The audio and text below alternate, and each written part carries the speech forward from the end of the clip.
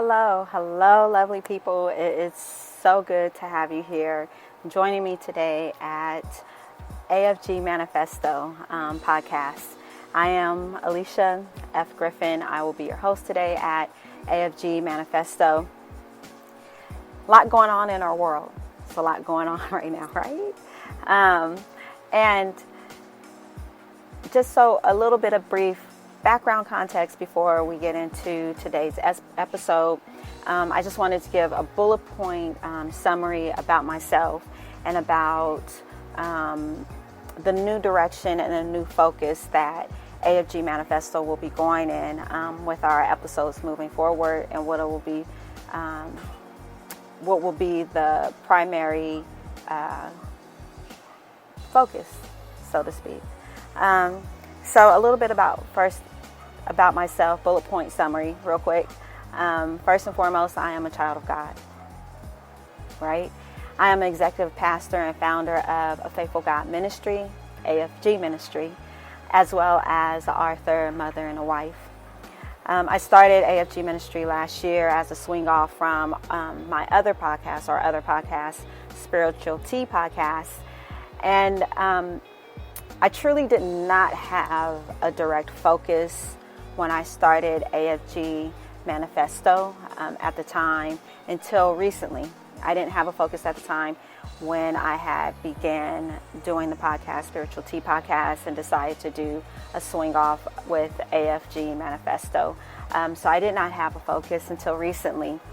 And so, thinking of that, a lot has transformed in our space, in our world, as well as a great deal of transformation, not just in my space, not just in my space of the world, but everyone's space. Everyone's space has been affected by the current state of our world.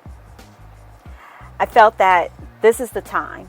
This is the time for AFG Manifesto to focus on interfaith dialogue about advancing DEI in our churches, advancing diverse equity and inclusion in our churches. AFG Manifesto is a space. I want it to be our focus. I want our focus to be to build a space of community who is willing to be uncomfortable, to be in a space that is uncomfortable and have courageous conversations about microaggression in our churches.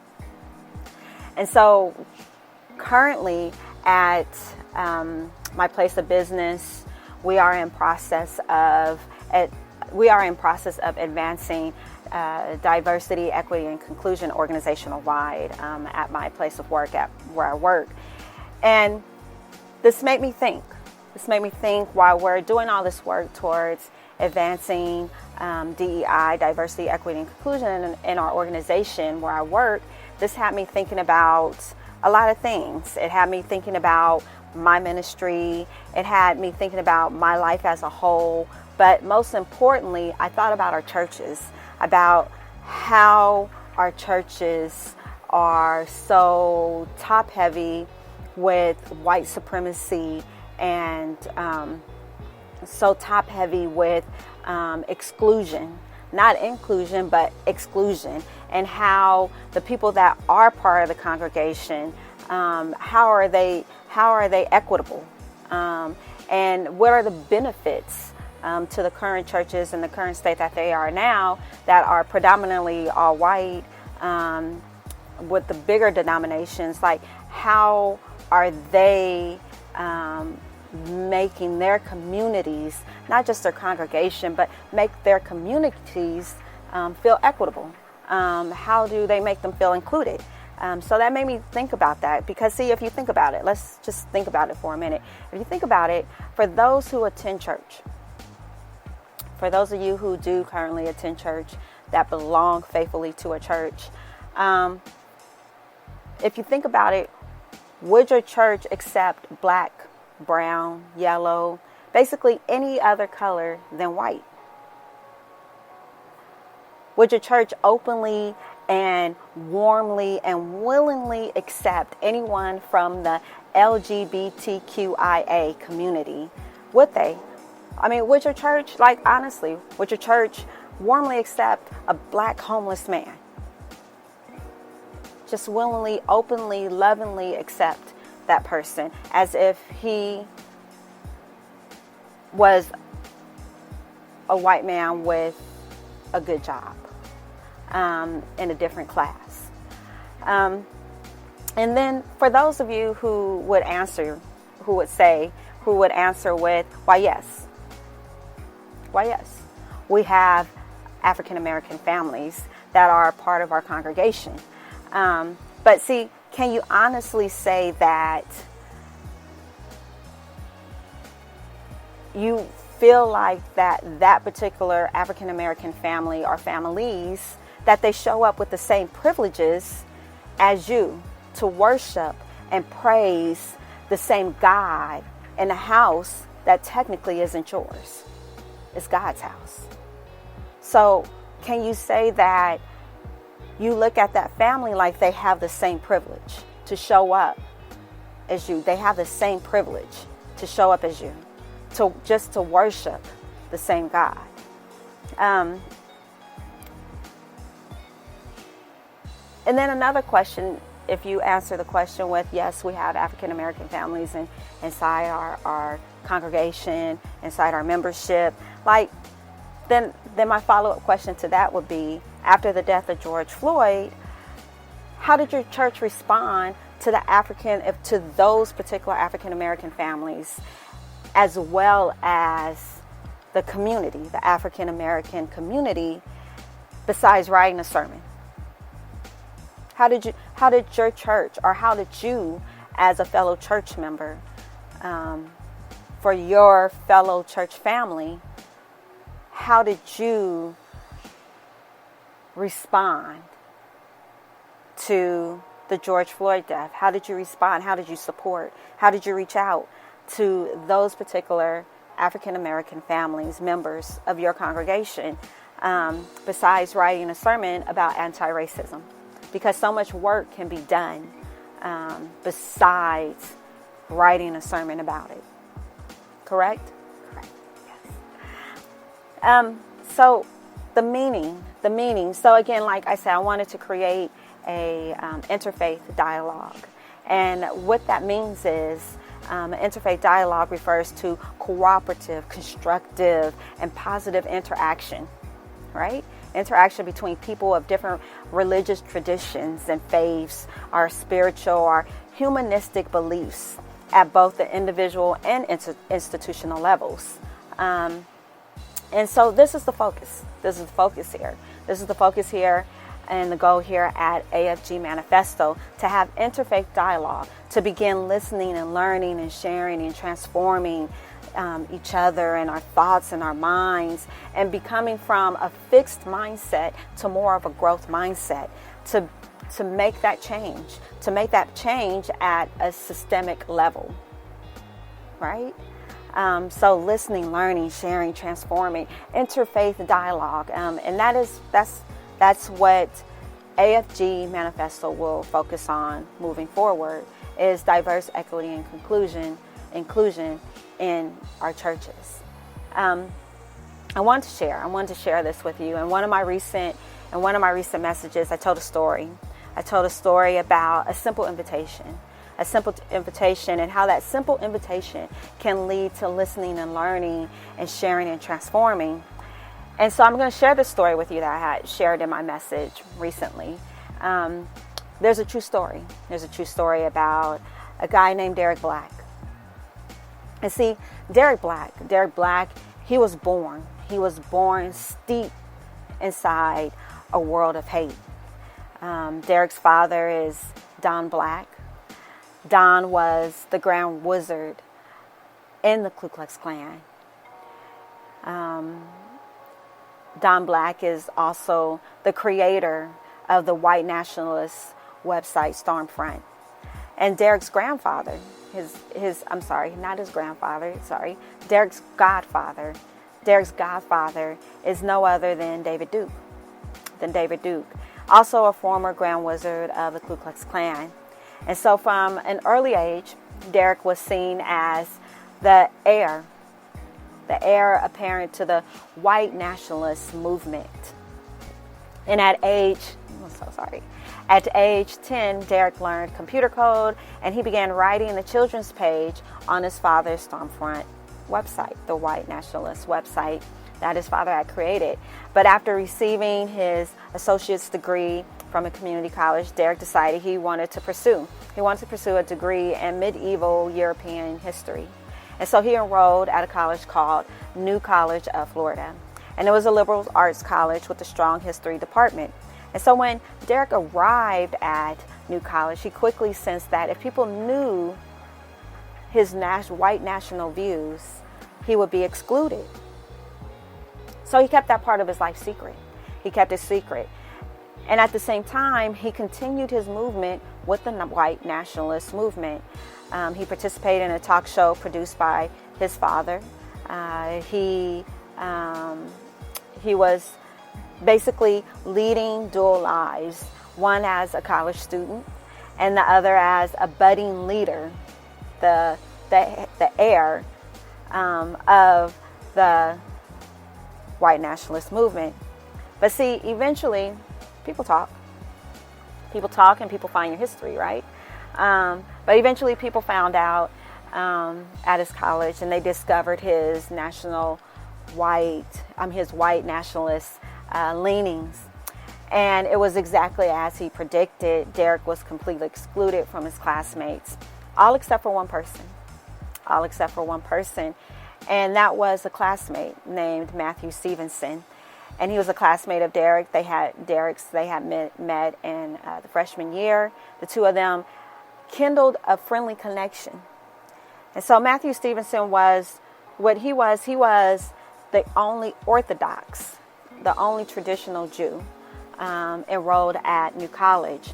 And so every Friday evening, Matthew held a dinner, a Jewish dinner, a traditional Jewish dinner on Friday evening, and he invited different people to join him in that dinner. And it was a very diverse group of people who gathered around his table. There were African American, there were Latinos, there were atheists, there were Christians. And so after Derek's white nationalist beliefs came to light, Matthew Stevenson told his friends that he was thinking about inviting Derek to one of their dinners, to join them to one of their dinners. Just give him a simple invite. And so you can imagine the group, they weren't very happy on the idea. But see, honestly, nobody believed that Derek, that a white nationalist born in the steep of hate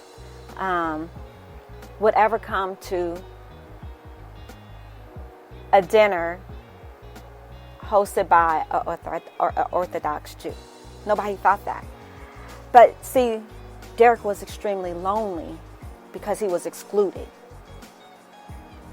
Do you hear me? He was extremely lonely because he was excluded.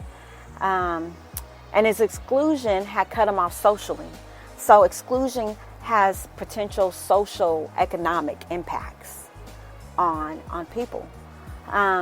So his exclusion had cut him off socially. And so when the simple invitation came, Derek accepted. And so week after week, Derek returned to the Friday dinners. And Matthew had invited Derek. He invited Derek to come and basically dwell. Come and just listen and learn and just talk. Have interfaith dialogue. And see, when people just accepted an open invitation to interfaith dialogue and have courageous conversations, they change. And at this time, as time went on, the diverse group around the table began to ask Derek about his beliefs, his white nationalist beliefs, and they shared their own beliefs. In it. And with time, Derek's views on race and white nationalism changed. It changed him. It changed something inside him. It changed his mind from a fixed mindset, which was basically generationally input. It was in his generational, it was a generational system. Again, systemic, right? But he began to change. In fact, they completely reversed. He publicly renounced his white nationalist past, and he apologized for any harm his actions may have caused. And see, all I'm pointing out with that particular story is a simple invite, a simple invitation to have interfaith dialogue.